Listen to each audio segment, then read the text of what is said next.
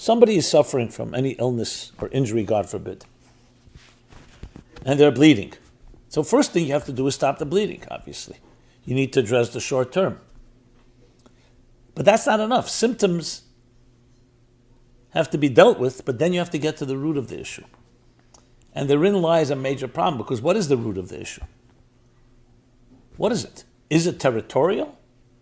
Is it religious? Is it pride? Is it shame? Is it history? Is it Islam versus Judaism? Or they like to call Islam versus Zionism? And how does Christianity fit into that whole picture? And very often, many people avoid getting to the root. And for maybe the obvious reason, because what you see at the outset, you just see death and blood and barbarism and atrocities. And so that alone preoccupies us. What do we do about that? The immediate solution. But that's just putting out a fire, at best. And even that, look how difficult it is to do. I also would like to add that I think we have now a unique opportunity. Besides the fact that everything has come to the forefront, which always is an opportunity because it's not under the carpet. Anti-Semitism, people are speaking their minds, whether we like it or we don't. You have a change of administration in the United States. And in many ways also shifts in Israel itself and its relationship with Iran. Things have been exposed. Till now everything was more threats undercover. Now we've seen things. And we know it's going to come to a head.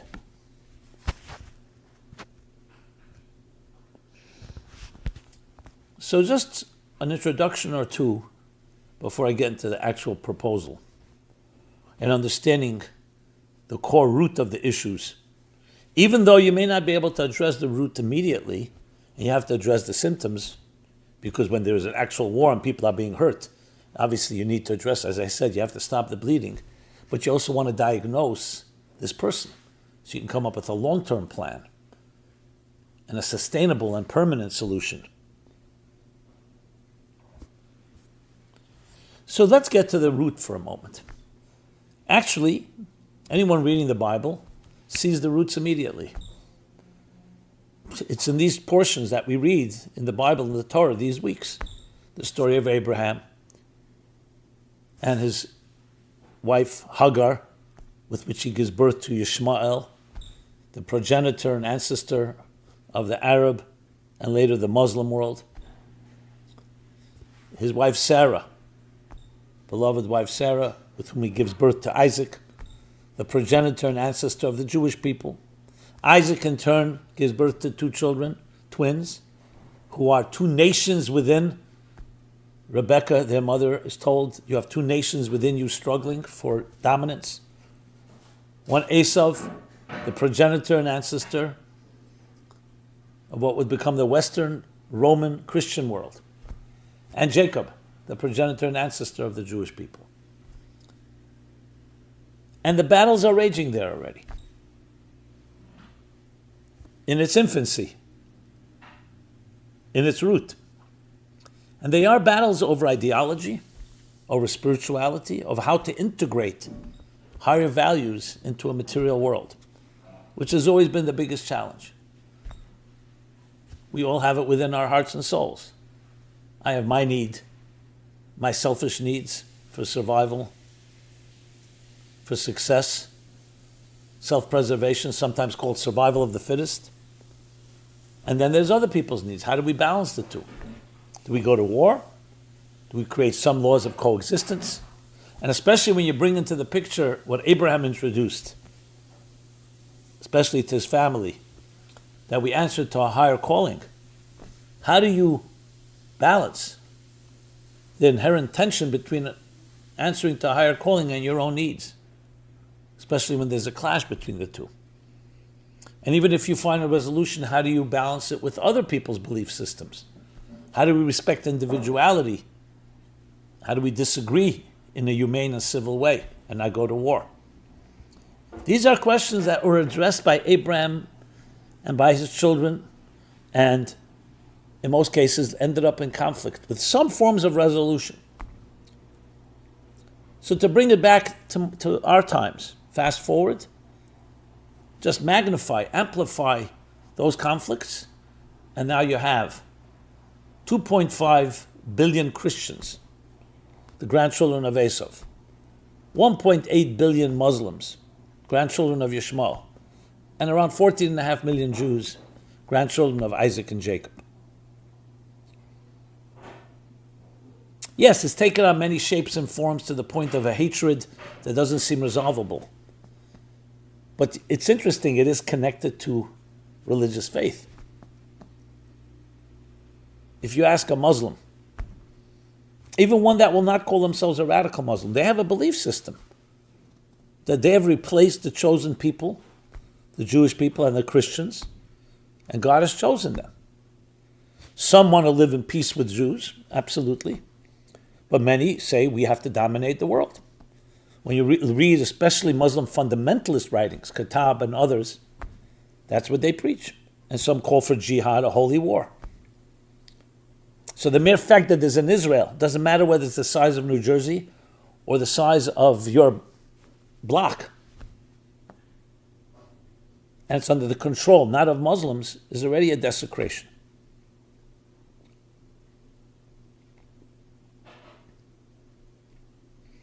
The Jewish people feel, based on the Bible, that this is our promised land, the Holy Land given to us, given to Abraham, given to the Jewish people, and the Arab-Muslim world. And I know that not all Arabs are Muslims, not all Muslims are Arabs, have plenty of their own land. Leave us be. You want to live here? So Israel has its way of dealing with Arab Israelis, and many say it's quite humane, even more humane than than other Arab countries. But I don't want to go into all the details of that right now. So how do you address that issue if it is actually a religious battle, religious wars? And I have to say the Western world, especially the secular Western world, is not interested in hearing about religious wars. They want to believe that that's a thing of the past, of the Middle Ages. But you can't ignore that, because it's not about a territorial thing. You know, people think that everybody have their piece of land. There's a reason that the Arab world rejected the 1948 partition, even though it was a few slivers that were given to the Jews. Because as I said, even 1 inch, when you believe that your holiness should dominate, your mosques should be on every holy site, whether it's the Temple Mount or in Bethlehem or every Christian site, then it doesn't matter how much it is. Yeah, maybe to coexist, some people will say temporarily, let's agree to some, but not necessarily in the hearts and not necessarily by many. That's why it's critical to address the issue that we're all children of God, we're all children of Abraham. And what does God have in mind? What does Abraham have in mind? Especially when you invoke God. Allah Akbar. Allah is great. Is this a war between secularism and religion? Well, Kitab says it is. He feels the Western world, the Christians and the Jews, what they call the crusade, the Zionist crusades conspiracy, is all about decadence of a material world. And Islam is bringing in holiness, godly holiness. So some see it that way. That all we have to keep in mind as we present any type of long and short-term peace. And as I say again, it's critical to understand that real peace is win-win. This isn't about one side winning and one side losing. It's about victory for everyone. That's true and lasting peace. Now, of course, short-term, when you're dealing with an enemy, you can't have both winning, obviously. After the October 7th atrocities, you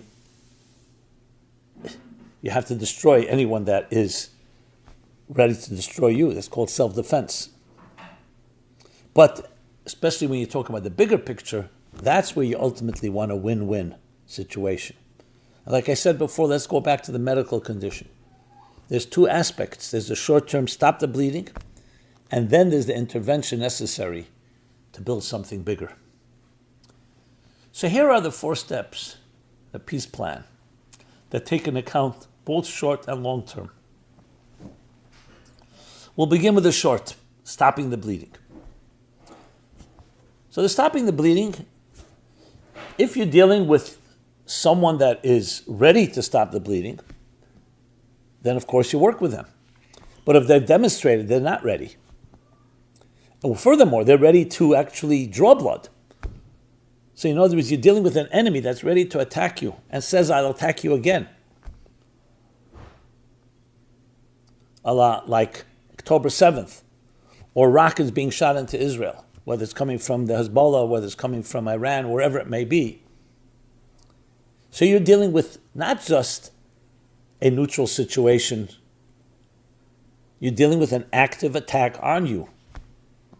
So the short term is only one way: strength.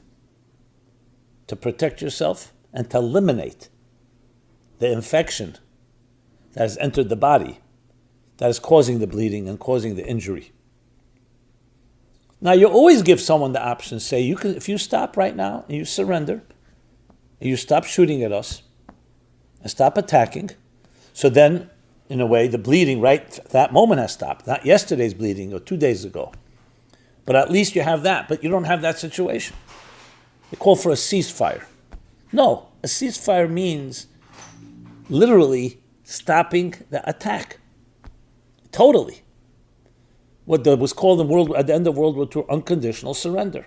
In this case, stopping all attacks from any direction, returning the hostages uninjured, the remaining hostages, and just a cessation of all hostilities coming from those that are showing hostility.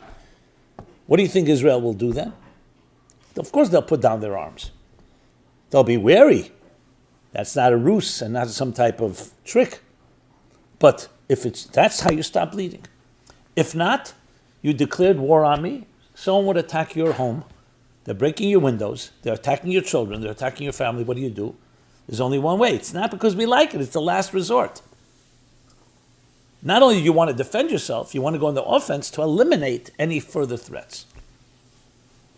I guarantee it's not a long-term solution, but short-term, step 1 in the process is stop the negotiations and stop the fake, the diplomacy. Let me make that clear. I'm not saying negotiation is a bad thing, but only a negotiation that leads to a real cessation, not a negotiation where there's a type of moral equivalence between an attacker and a victim. You have grievances? We'll address that afterwards.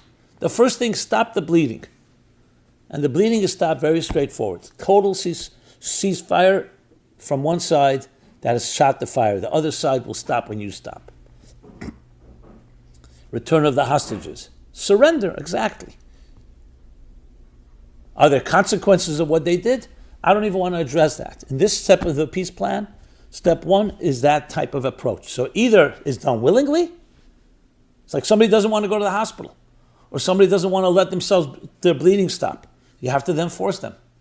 If they do it willingly, great. If not, absolute with strength, with everything at our disposal, whether it's military, whether it's sanctions, to cut off all funding, but in an absolute way, not a halfway and leaving a back door open. Because then that you have the problem. It would be like a conditional surrender to the Germans and the Japanese. It wouldn't work. That's step 1. Peace out of strength.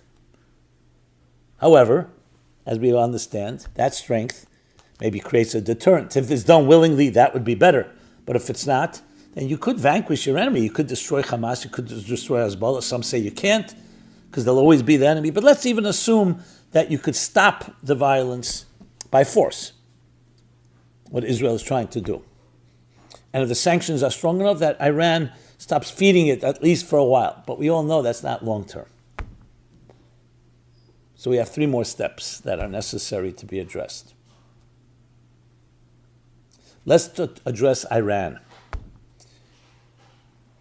You have to always look at the head of the snake. Israel, like it is in all historical military wars, you always look to kill the head of the enemy. That's the best way to stop a war. Could people, not just symbolically, but also militarily and strategically. And that's what they did with Hamas, with Sinwar, with the other leader. Same thing with Hezbollah. Who are the leaders of Iran? So the Ayatollahs, religious leaders. So let's address them. Many say, and I think the consensus is such, that Iran itself, the majority of the people, are actually pro-Western in thinking and don't want any of this. They're being held hostage. So let's address the leadership. Let's not mince words.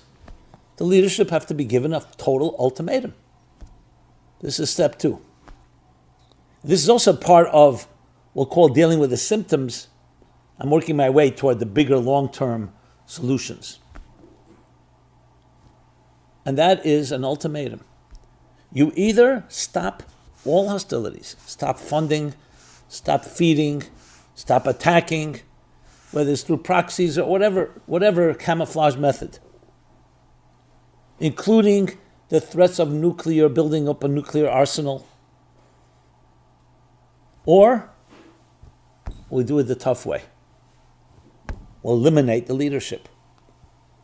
And I'm not describing how to eliminate, I'm not a military strategist, but you have to address that because that's where it all starts. Now, if this was a peaceful situation, a neutral situation of disagreements, we could sit and talk. But we're talking about people who are ready to attack and are just have this irrational hatred that want to destroy Israel and the Jewish people. I understand all the excuses, but that's the bottom line. So that's the ultimatum. So if it's done peacefully, besides the fact that the Iranian people will be relieved, the world will be at peace. If it's not done peacefully, then you have to use every method at your disposal. And as you are in a declaration of war, you don't limit yourself.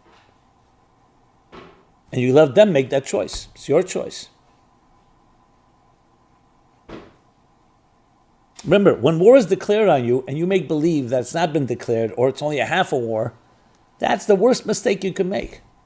If war has not been declared and there's still hope for peace, it's one thing. But once war has been declared and has been acted on, that's why an attack on a country, on someone's sovereignty, is considered a declaration of war. If one missile from Iran landed in the United States, what would that be called?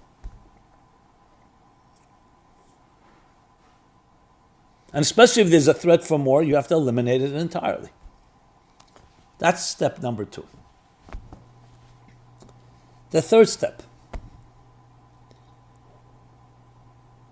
is to create peace agreements with all the countries in the Middle East, just like the Abrahamic Accords did with the Emirates, with Kuwait, Bahrain, I believe it was.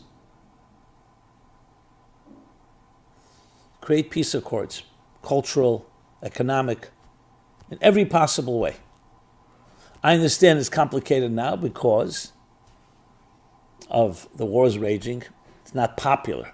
Remember, those countries also are run by monarchs, and they don't want to upset their people because they want to stay in control.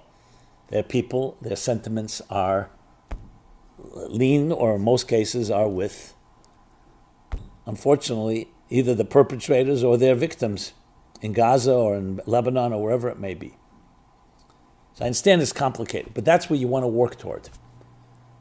Because in the process, going back to the medical conditions, stopping the bleeding, you also want to strengthen every part of the body that you could strengthen. And then isolate those areas that need more work or they are deeply infected. So whoever is ready to be a partner with Israel in peace, a partner with the United States, a partner with the Western world, absolutely pursue that. Because the gains of that are tremendous. Everyone will see the benefits in it. And that alone begins to develop a longer-term solution, because once you create a peace agreement, then in a sense, not only have you stopped the bleeding, you're actually building together. It may take some time, but imagine the entire region, Saudi Arabia, the other countries. Now, some countries would be more difficult than others, but start with the so-called low-hanging fruit and work your way out. All the countries in the Middle East are at peace with Israel? You tell me what kind of future that holds. Now, that all doesn't mean that there could be disagreements. There are disagreements between allies. And finally, step number 4, which is maybe the single most important, especially in the long term. A re-education of the Muslim world, especially the children in the schools. Who would have believed 80 years ago, when Nazi ideology dominated Germany, which spewed venom and hatred against the Jews and anyone they felt as being unwanted? That's what children were taught. No one would ever have imagined that Germany today would be an ally of Israel and the United States. You know why they are? Because it was unconditional surrender and they changed their education system. It's forbidden to teach Nazi ideology in Germany. That itself is quite amazing. Because you would think maybe the first 10 years after World War II, okay, the Allies had control. But with time, it would gravitate back. That tells us that even the biggest haters, like the Nazis, and the Germans who went along with them, can be transformed. I'm not saying every individual, but it begins from the top in that sense, where the education system, to eliminate the teaching of hatred. Where do you think Sinwars and Osama bin Laden's and other of the haters, where'd they come from? They were once children and they were taught things. Yeah, they may have also lived under some oppression, but they were taught to hate as a result. The Jewish people also lived under oppression, but we didn't learn to hate, and definitely not act on any hatred. So the real revolution, actually, the real war, is not on the battlefield. It's in the minds and hearts and souls of the children.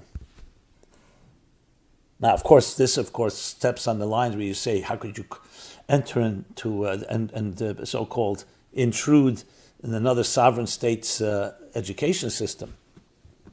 Well, after the blood that has been shed and the wars that have been waged and all the pain that has come out of it, that's part of the process. Now, of course, you want to do it in a kind and loving and inspiring way. This isn't coming to change Islam. It's coming to do to Islam what happened to Christianity, especially starting with the United States. Defanging it. Turning it into a peaceful faith instead of a crusader one that demands violence against the infidels. To teach the most beautiful parts of Islam by all means. And that every human being on earth was created in the divine image, including Jews and Christians and Muslims, of course, and Buddhists and others, and even those that are what some would call non-believers. And show them that in their teachings. In other words, this is not about a secular perspective winning over Islam or other religious perspective.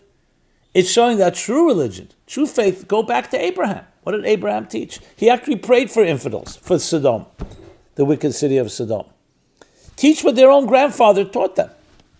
Love, kindness, generosity, virtue, not just to your own, to everyone. And if you meet someone that you feel you disagree with, or you consider to be decadent or corrupt, inspire them, illuminate them. What do you think Abraham did? He lived in a pagan world. They wanted to kill him for his faith and for his belief system. And he continued to teach, and he was persistent, and he prevailed. More than half the world sees Abraham as the father of all nations. I would say the entire world in some way, because the values we all cherish all go back to the Abraham, the biblical Abraham. This is what needs to be taught. And frankly, it should be taught to all people, not just to Muslims and Arabs, to Jews, to Christians, to Buddhists, to everyone, the Western world. The founding fathers of the United States, and I don't want to quote them because I don't want this to be an American campaign. It should be a universal campaign, which I'll address in a moment. But the founding fathers appreciated that. All people are created equal. All men are created equal, endowed by the Creator with inalienable rights. All people Because there's one God, and all of us are part of that God. Any religious person that does not believe that has major distortion in their faith and their religion. Now, of course, this requires a bigger plan.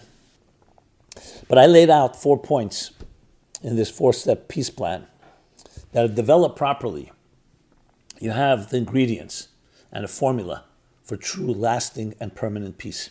And actually entering into a world, as the prophet says, where there will be no more sword against nation lifting a sword against another nation. Swords will be turned into plowshares. No more evil and destruction. The wolf will lie with the lamb, both figuratively and literally, because it will be a world filled with divine knowledge as the waters cover the sea. And finally, what this requires is both a grassroots effort, all of us participating. Today with social media, we can let our voice be heard.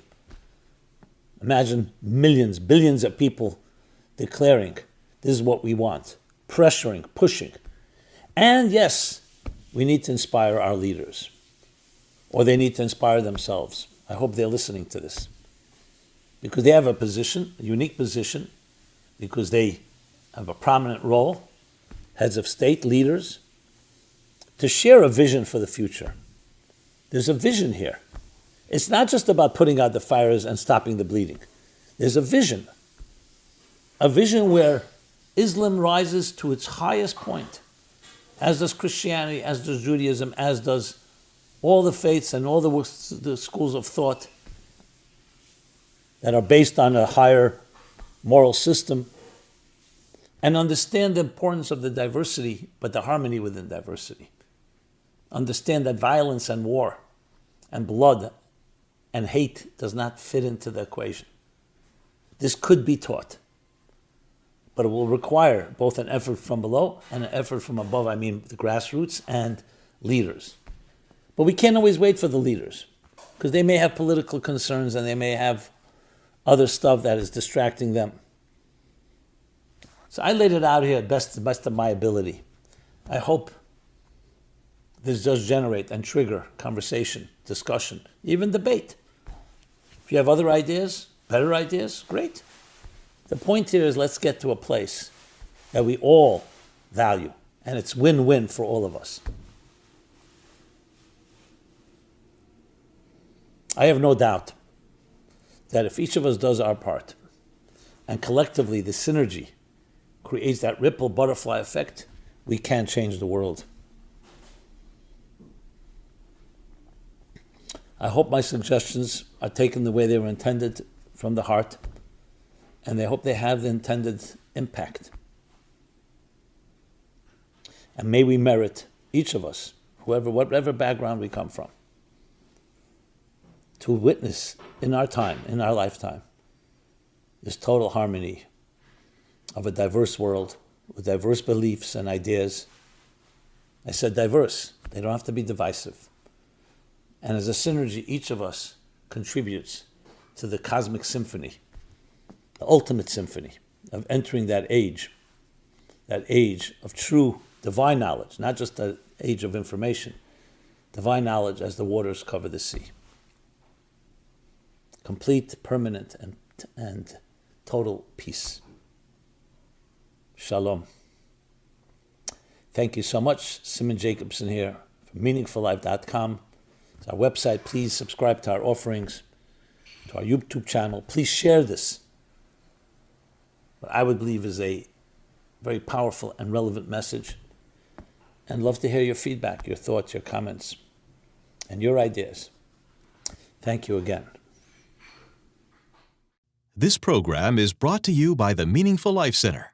Please help us continue our programs. Make even a small contribution at meaningfullife.com/donate.